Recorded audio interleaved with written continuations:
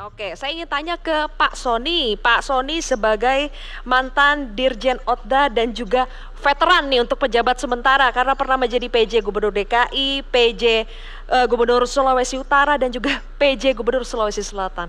Pak Sony, kan beda ya sekarang ya. Kalau sekarang itu PJ bisa menjabat sampai 2,5 tahun, Pak. Inilah yang banyak dipersoalkan. Kalau menjabat 2,5 tahun tanpa proses penunjukan yang akuntabel, apakah ini beresiko? Baik, jawabannya sebenarnya relatif ya. Kalau kita lihat dari segi proses penunjukannya, kita harus bisa membedakan antara political elected dan political appointed. Jadi dalam konteks PJ Gubernur, PJ Bupati, dan PJ Wali Kota itu ya sebenarnya adalah appointed, political appointed dari ASN untuk menjabat di jabatan politik. Dari sisi ini tidak ada salah karena konsepnya adalah pendelegasian daripada presiden sebenarnya kepada PJ Gubernur. Jadi dalam konteks ini tidak ada yang salah dan itu sah sesuai dengan regulasi Undang-Undang Nomor 10 2016. Jadi prinsipnya adalah itu. Nah, sekarang persoalannya nanti memang muncul ada satu hal di dalam Undang-Undang 10 2016. Dulu namanya penjabat gubernur, bupati, wali kota itu estimasi kita waktu saya jadi Dirjen Oda bersama Komisi 2 DPR RI itu memang maksimum ya antara 3 sampai 6 bulan sehingga peraturannya tidak perlu ruwet dan sekarang itu bisa lebih dari setengah periode ya, bahkan ada yang 2,5 tahun dan di dalam undang-undang itu disebutkan PJ gubernur itu atau bupati wali kota itu maksimum 1 kali 2 kali 1 lah. Oke. Jadi makanya Pak, dengan masa jabatan berbeda, apakah kita bisa pakai aturan yang lama? Sesungguhnya kalau yang memang, kalau menurut saya sendiri aturan lama itu 2 kan, PP 6 2005 sudah kadaluarsa. Yang kedua adalah PP 49 2008 juga lama dan itu turunan dari Undang-Undang 32 sebenarnya. Tapi secara hukum, dalam hal aturan pelaksanaan belum disiapkan, menurut undang-undang yang paling baru ya, kira-kira gitu, maka aturan lama PP masih dipakai. Namun saya melihat, sebagai mantan Dirjen Oda, sebenarnya MK sudah mengambil sebuah terobosan supaya dibuat PP teknis, dan itu harusnya dibuat supaya untuk menjembatani jabatan yang lama ini ya harusnya dibuat sebenarnya.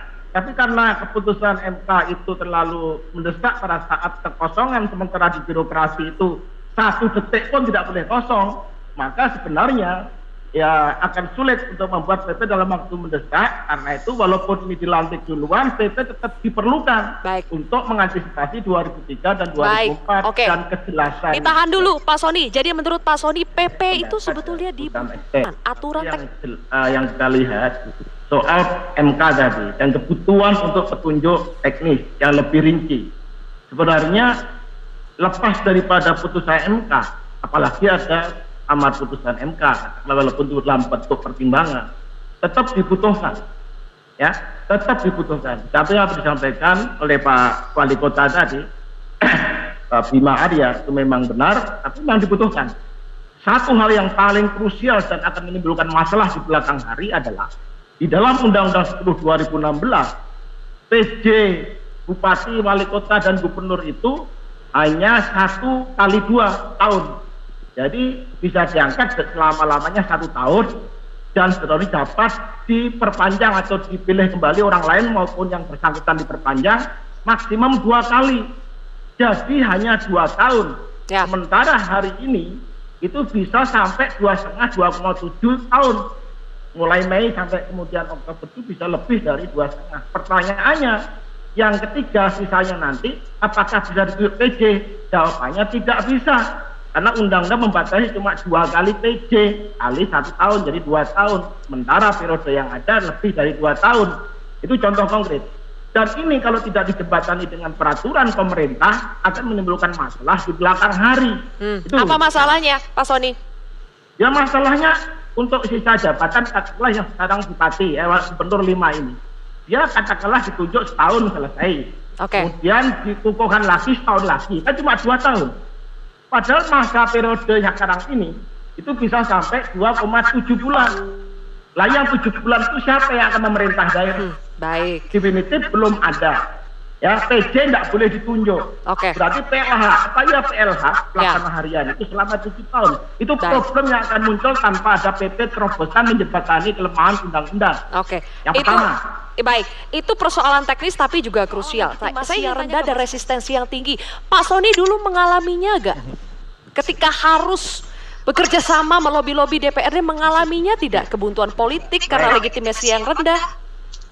Saya memimpin 3 daerah. Sulawesi Utara sebagai PJ, Sulawesi Selatan sebagai PJ, Jakarta sebagai PLT.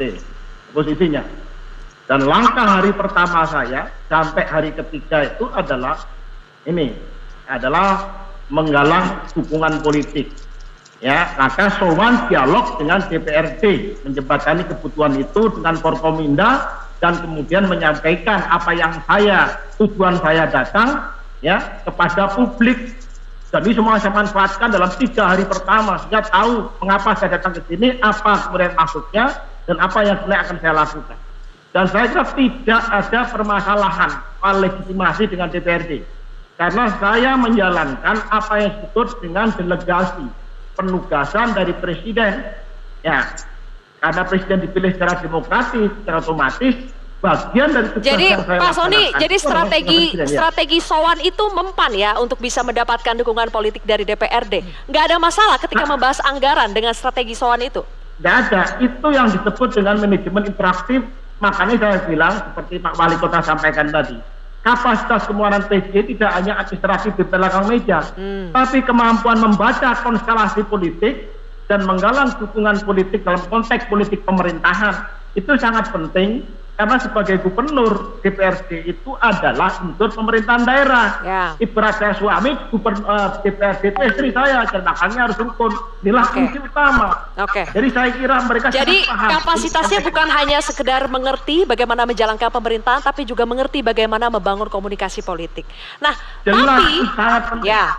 Tapi Pak Soni, komunikasi yang terbangun malah yang kita dengar ini bukan persoalan bagaimana membangun komunikasi politik ke depan, tapi komunikasi lobi-lobi politik supaya ASN ini bisa dipilih, ditunjuk sebagai pejabat sementara. Apakah dulu Pak Soni juga merasakan itu ada lobi-lobi politik demi menggolkan jabatan tertentu?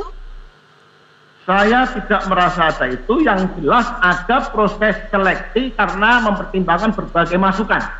Masukan yang paling utama adalah masukan dari gubernur yang akan digantikan. Itu pasti ada masukan. Soal kemudian masukan diterima oleh Mendagri atau Pak Presiden ya tergantung pada yang pegang prerogatif. Jadi masukan itu ada.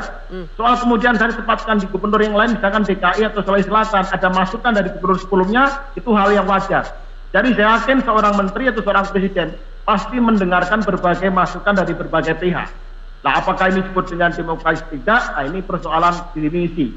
Tapi yang jelas usulannya tidak pernah satu, tapi adalah 3 dari menteri 3. Kalau dari wali kota bupati itu usulan gubernur untuk PJ bupati wali kota juga 3 kepada Mendagri. Seleksi dimaksudkan adalah pilih salah satu dari 3.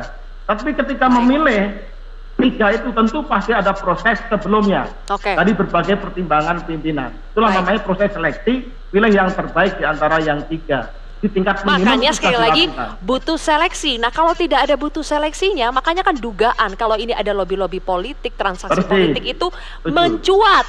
Bagaimana Kemendagri memastikan bahwa memang tidak ada politik lobi-lobi politik di balik penunjukan yang tidak transparan, dan bagaimana